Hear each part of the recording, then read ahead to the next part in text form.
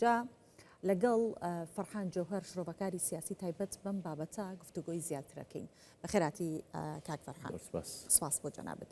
پێت وایە هەوڵەکان یاخود پیلانگەڕەکان بۆ تێکدانی ئاسایش و سەقامگیری هەرێمی کوردستان چ پەیامێکی لە پشتەوەیە؟ بەڵێ پەیامەکان ڕوونن، پەیامەکان ئاشکران، پەیامەکان پەیوەندیان بەو سەرکەوتنە گەورەی هەرێمی کوردستان وەهینە هەیە بە ڕەغمی هەموو ئەو تەحەدا گەورانەی کە چەند ساڵێکە دروستیان کرد لە ڕێگای هەرێمی کوردستان کە نەتوانێت سەرکەوێت، نەتوانێت پشت بەخۆی ببەستێتن. ئەمڕۆ دەبینن بە شاهدی هەمویان بە دۆست و نێیار دەبینن کە هەرێم لە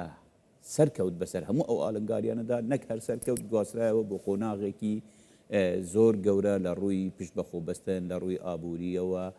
بۆیە ئەم بڕیاریان داوە نێیارانیان دژمنانی خەڵکی کوردستان، دژمنانی هەرێمی کوردستان کە ئەم سەرکەوتنە کاڵ بکەنەوە یان ئەم سەرکەوتنە لە بیری خەڵک ببنەوە و هەروەها وێڕای ئەم سەرکەوتنە پارتی دیموکراتی کوردستانیش کە وەکو یەکەم حزب دوای هەڵبژاردن دەرکەوت کە لەسەر ئاستی هەموو عێراقا یەکەمین حزبە کە بەو شێوەیە دەنگ ئەهێنێتن، بەتەکید ئەمەش ئەبێتە هۆی ئەوەی کە ناحەزان پیلانگێڕی دروست بکەن و پیلان دابنێن پیلان لە دوای پیلان. من پێم وایە ئەمە کۆتا پیلان نابێتن کە کاتە دواتر دێمە سەر ئەو پرسیارە بزانین ئەمە دوا پیلان ئەبێت یاخود نا.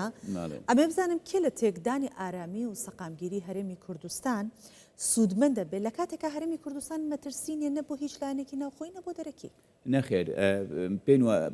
ئەوان وابیر ناکەنەوە مەترسینیە، بەڵێ مەترسێکی گەورەیە بۆ خەڵکێک کە بیاوێتن بەرژەوەندی لە هەرێمی کوردستانیە، بەرژەوەندی لەگەڵ خەڵکی کوردستان نییە. وڵاتانی دەوروبەر هەرێمی کوردستان گەیشتۆتە ئاستێک کە چەند وڵاتێکی دەوروبەرمان ناتوان کارەبایەکی 24 کاتژمێری بۆ خەڵکی خۆیان دابنکەن بەو هەموو ئیمکانیەتەوە دەبینن هەرێم لەو ناوچەیە بوتە خاوەن کارەبایەکی 24 ساعتی. ئەمە هەزم ناکرێت، یعنی ئەمە بە ئاسانی تێناپەڕی لە لای ئەواندا بە مێشکی ئەواندا ببینن بەم شێوەیە هەرێمێک پێش بکەوێتن و پاش بەرژەوەندی هەندێک لایەنی سیاسی لەوەدایە کە بتوانن پارتی دیموکراتی کوردستان نەگاتە ئەو ئاستەیان هەرێمی کوردستان نەگاتە ئەو ئاستە بۆ ئەوەی پارتی دیموکراتی کوردستان دوجار بشکێنن. ئەمانە هەموو بەرژەوەندیان لەوەدا هەیە، کۆمەڵێک لایەنی سیاسی لە ناوخۆ، کۆمەڵێک دەوڵەتی هەرێمایەتی لە مەنتەقەکە هەمویان بەرژەوەندیان لەوەدایە بتوانن ئاژاوەیەک دروست بکەن، بتوانن هەرێمی کوردستان بگەڕێنەوە بۆ دۆخی جارانی خۆی. باش کاک فەرحان، لە کاتێکا کابینی سەرجەم پیلانەکان هەر جارێک پیلانێکیان دژ بە هەرێمی کوردستان گەڕا بە شکستی پێهێناوە کەچی هەر بەردەوامیشن بۆ پیلانگێڕی. تەمان بەردەوامە بن و بەتەکید لەمەشدا لە ئەوەی دوا پیلانیان ئەم گوندەی لاجان بوو خەڵکی کوردستانیان بەکارهێنا بەبێ ئەوەی هیچ دەخلێکیان لە مەوزوعەکەدا هەبێت، بەبێ ئاگایی خەڵکێک بەکاردێنن بۆ دوای ئەوەی کە لە کۆرمۆر سەر نەکەوتن و کارەبا دوای 3 ڕۆژ حکوومەت توانی کارەبا بگەڕێنەوە دۆخی ئاسایی و دەست بە هەناردنە دەرەوەی غاز بکاتەوە بۆ ناوخۆ و کۆمپانیاکە چاک بکرێتەوە و کارەکانی خۆی بکات. دوای دەستیاندایە پلانێکی تر ئەوە بوو کە ویستیان ئەم پاڵاوگەیە گەورەیەی کە بە شێوەیەکی ڕسمی و قانونی بە هاوکاری نێودەوڵەتی بە هاوکاری خودی ئەمریکیەکان دامەزراوە بۆ ئەوەی ئەگەر ئەم پاڵاوگەیانە نەبانیان ئەم پاڵاوگەیە نەبا کێشەی بنزین و نەفت لە کوردستاندا کێشەیەکی زۆر گەورە دەبوو بەهۆی ئەمەوە کە بە داعمی نێودەوڵەتیش کراوە چارەسەر کراوە. دەبینن پەنایان برد بۆ ئەوەی دوای کۆرمۆر پەنایان برد بۆ ئەو تێکدان و سوتاندنی هەوڵدان بۆ سوتاندنی پاڵاوگەیەک بۆ ئەوەی کوردستان دوای ئەوەی بێکارەبایان کرد بێ بنزین و بێگاز و بێ سوتەمەنی تریشی بکەن کوردستان. باش کەواتە ئامانج لەمانە لەم پیلانگەڕانیان تێکدانی سەقامگیری هەرێمی کوردستانە یا ئەو ژێرخانە ئابووریە بەهێزەی کە ئێستا هەرێمی کوردستان طبعاً یەک بە دوایەکە کە تۆ سەقامگیری سیاسی تێکدا سەقامگیری سیاسی و ئەمنی تێکدا بە تەکید ژێرخانەکە شتێکە چێتن کێ ئەم ژێرخانە و ئابووریە ڕاگرتووە سەقامگیری سیاسی و ئەمنی لە کوردستاندا. ئەوان یەکەم جار لە سەقامگیری سیاسی و ئەمنی ئەدەن بۆ ئەوەی ژێرخانەکەش هەڵتەکێنن دوای جار، چکە دوای ئەوەی کە دەتوانن پێیان وایە دەتوانن سەقامگیری ئەمنی و سیاسی لە کوردستان تێک بدەن ئۆتۆماتیکیەن ئەوەی هەموو خطواتەکان دیکە پێیان وایە ئاسانە دەتوانن دەستیان بگاتێ ژێرخانی ئابووریش هەڵتەکێن و دوجار هەرێم بگەڕێنەوە دۆخێک کە پێیان وایە دەبێ ملکەچی هەموو خواست و داخوازیەکانی ئەوان بێتن. جا بەم پیلانگەڕانە ئەتوانن حکوومەتی هەرێم بەو شێوەیە کە جەناوتەڵی بیگەڕێنەوە؟ بەڵێ بە تەکید ناتوانن و نەشیان توانیوە ئەگەر بۆیان بکرابا و بە هەموو ئەو تەحەدانەی کە ڕوبەڕووی هەرێم بوونەوە بە هەموو ئەو هێرشانەی کە ڕوبەڕووی هەرێم بوونەوە بە هەموو ئەو پلانە ژێر بەژێرانەی کە ئەکرێتن لەسەر ئاستی ئیقلیمی و لەسەر ئاستی ناوخۆ ئەکرێن یعنی خۆ ئەمە یەک پیلان و دوو پیلان نییە ڕەنگە چەندین پیلانی تریش نەک ڕەنگە هەرکراون زۆربەی زۆری هاوڵاتیان ئاگادار نینە کە چه هێرشێک لەسەر هەرێمی کوردستان هەیە لەسەر ئاستی باڵا زۆر باڵا و بە بگەلێک لە هێزە ناوخۆیەکانیش بە تەکید هاوکارن لەگەڵ ئەم پیلانەدا. باش حکوومەتی هەرێمی کوردستان ئەبێ چی بکات؟ حکوومەتی هەرێمی کوردستان طبعا ئەبێ هاوڵاتیانی کوردستان پێما وشیارن لەم بارەیەوە بە تەکید یعنی وشاریەکی باش لە نێوان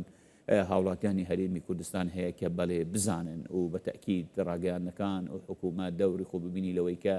حجمی ئەم پیلانە بۆ خەڵک شی بکاتەوە ئەمە زۆر گرنگە کە خەڵکی کوردستان تێبگاتن کە بەڵێ ئێمە لە بەردەم چ تەحەدایەکین ئێمە کاتێک کە پێشکەوتنێک بەدەستدێنین ئەبێ بزانن ئێمە چەند دوژمن زیاد دەکەین بۆ خۆمان یعنی چەند دوژمنێکمان هەیە حەز بە پێشکەوتن و ئارامی و سەقامگیری هەرێمی کوردستان ناکەن چەندی هەرێمی کوردستان پێشکەوی ئەوەندە پلان و دوژمنەکان زیاترە بن ئەبێ خەڵکی کوردستان پێم وە بدەستزانێتن و زۆریش بە مەسئولیەتەوە حقیقەت هەڵسوکەوتیان کردو ئەگەر وانە با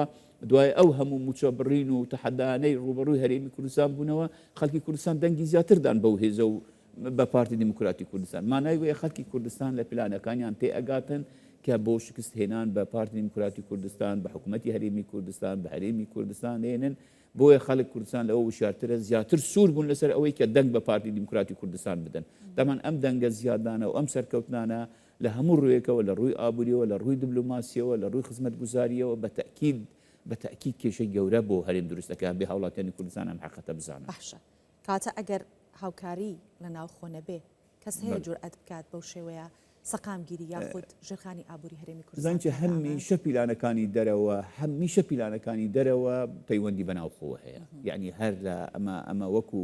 پرەنسیپێکە وەکو قاعیدەیەکە لە هەموو وڵاتێک وایە لە دەرەوە بە هیچ شێوەیەک تۆ ناتوانانی بگەێناوە ئەگەر دەستی خۆت نەبێ ئەگەر هاوکاریانی خۆت نەبن و هەمیشە ئەم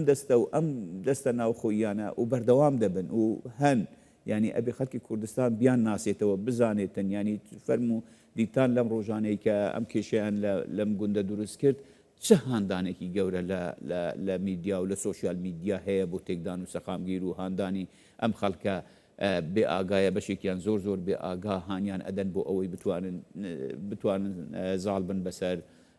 ئەوەی کە ژێرخانی هەرێمی کوردستان لە ناو ببن بۆیە ئەم دەستی ناوخۆ هەیە بە تەکید دەستی دەرەوە ڕائەکێشێتن هیچ کاتێک دەستی دەرەکی بەبێ ناوخۆ ناتوانانی هیچ کارێک ئەنجام بداتن لە هیچ وڵاتێک لە هیچ شوێنێک لە هیچ ماڵێکیش تەنانەت. باشە باسی پلانگیریەکانمان کرد کەوتم دواتر پرسیاری لەسەر ئەەکەم دەبێ هەرێمی کوردستان خۆی بۆ پلانگیری دیکە ئامادە بکات؟ بە تەکید ئەمە کۆتا پیلان نابێت دژی هەرێمی کوردستان ئەوەی دوێنێ و پێرێکرا ئەمە ئەوەی کۆرمۆر کرا دیتمان لە هاوینی ڕابردووە لە 25 حوزەیرانەوە تاکو ئێستا پلان لە دوای پلانە دوای ئەوەی لە پاڵاوگەکانیاندا دوای ئەوەی لە مشعاتی نفتی و شەریکاتی نفتی عالەمیاندا بۆ ئەوەی شەریکاتە جیهانیەکانی و دەوڵەتیەکان بڕۆن لە وڵاتە نەمێنن بۆ ئەوەی خەڵکی دەرەوە سەردانی ئێرە نەکاتن ئەم پلانانە بەردەوام دەبن ئەمەش کۆتا پلان نابێتن خەڵکی کوردستان لە هەمووی گرنگترە خۆی حاضر بکە بۆ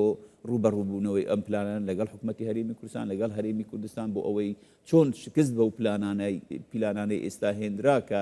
دژی هەرێمی کوردستان کران ئەم ساڵە بە درێژای ئەم ساڵە ئەبێ بۆ ساڵی ئایندە و بۆ داهاتووشدا خۆمان ئامادە بکەین کە بەڵێ شکست بە هەموو ئەو پیلانانە بینین کە بزانین حجمی پیلانەکان گەلێک زۆرە گەلەی گەورەتریش دەبێتن تەحەداکانیش گەورەتر دەبن و بە هیچ شێوەیەک دوژمنان و نەحەزانی هەرێمی کوردستان واز لە هەرێمی کوردستان ناینن و ماندووش نابن ئەبێ خەڵکی کوردستانیش ماندوو نەبێتن ئەبێ خەڵکی کوردستانیش بە هەمان ئەو ڕوحی ئێستا بەو گیانی ئێستا و ڕابردووکە هەیەیان بوو بۆ تێکشکاندنی ئەو پیلانانە بە هەمان شێوە ڕوبەڕوویان ببینەوە بە تەکید دڵنیاشم هەر گەلێک بێ گرتووی ملەتێک ڕوبەڕووی پلانەکانی دوژمن ببێتەوە بە تەکید تێکی ئەشکێندرێن بۆیە بە حکوومەتی هەرێمی کوردستان پاڵپشت بە خەڵکی کوردستان ئەتوانێتن پیلانەکانی داهاتوش بە تەکید لە ناو بباتن. بەڵێ سپاس بۆ شرۆڤەکاری سیاسی فەرخان جەوهەر میوانی کوردستان سپاس بۆ ئامادەبوون.